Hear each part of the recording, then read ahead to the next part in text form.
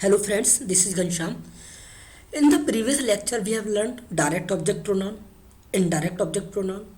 In this lecture, we use how to use both together. Direct and indirect object pronouns used together.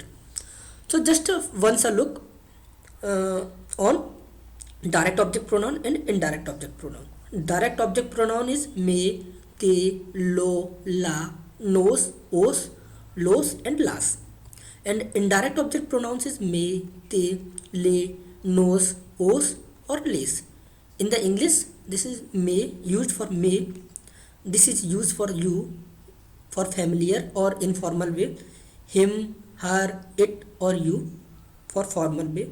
This is used, nos is used for us, os is used for you all, formal way, informal way or a familiar way.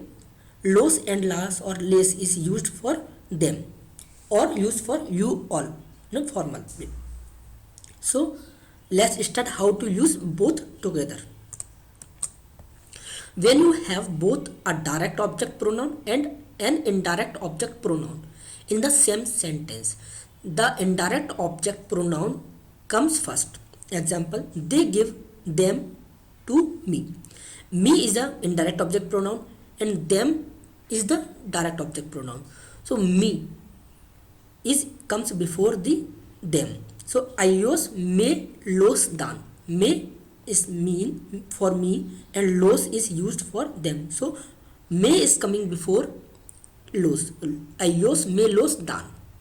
Second, she sells it to you.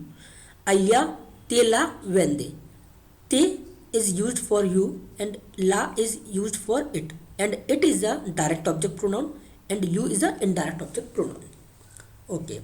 Wherever both pronouns begin with letter L, change the first pronoun to say. What is the meaning of this sentence? The meaning of this sentence is it may be situation where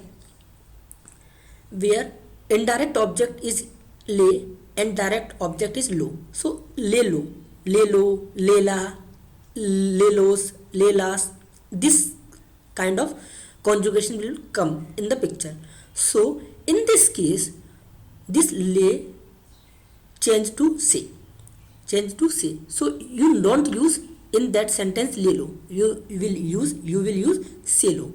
So lelo change to selo, lela change to sela, lelos change to selos, lelas change to selas, leslo change selo, lesla change sela, leslos change selos and leslas change to selas. The reason for changing lelo to selo is merely to avoid the tongue twisting effect of two short consecutive words that begin with the letter L.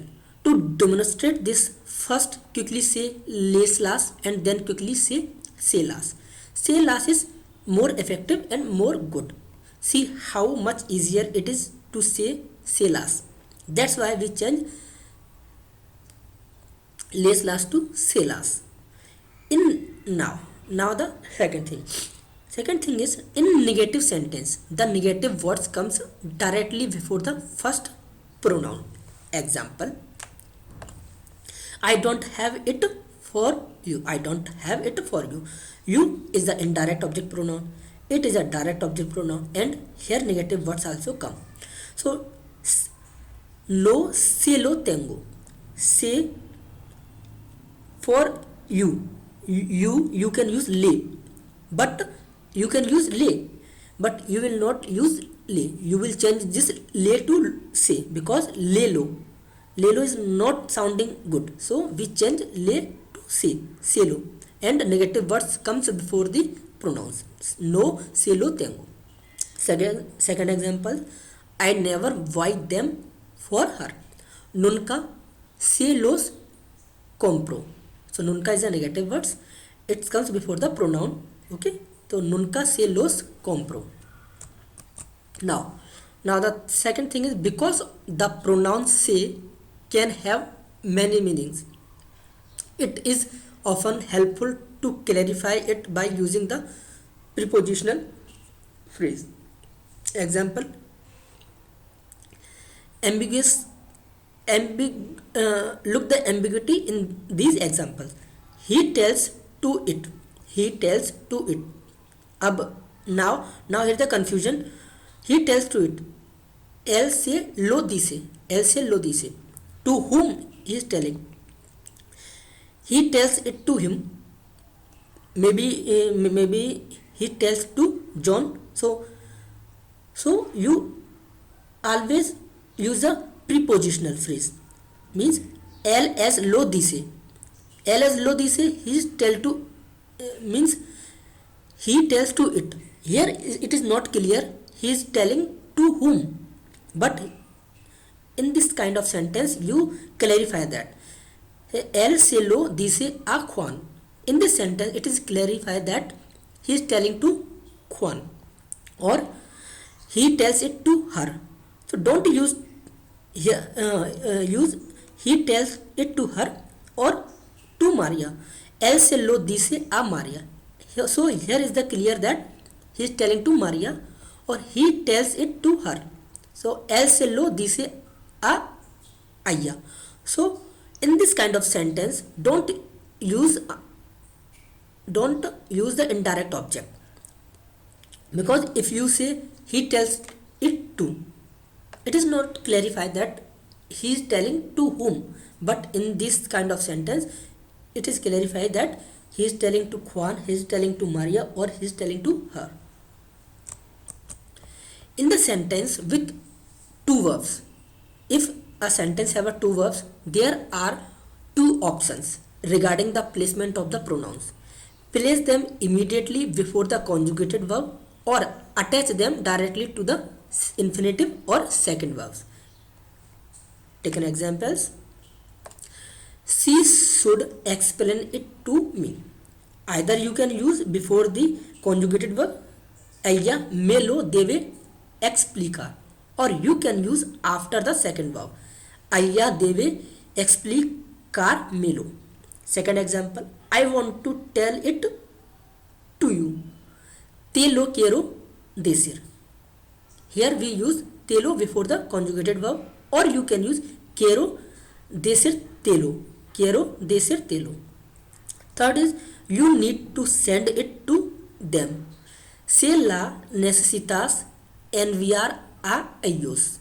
Here se la is comes before the conjugated verbs, or you can use necesitas enviársela a ellos.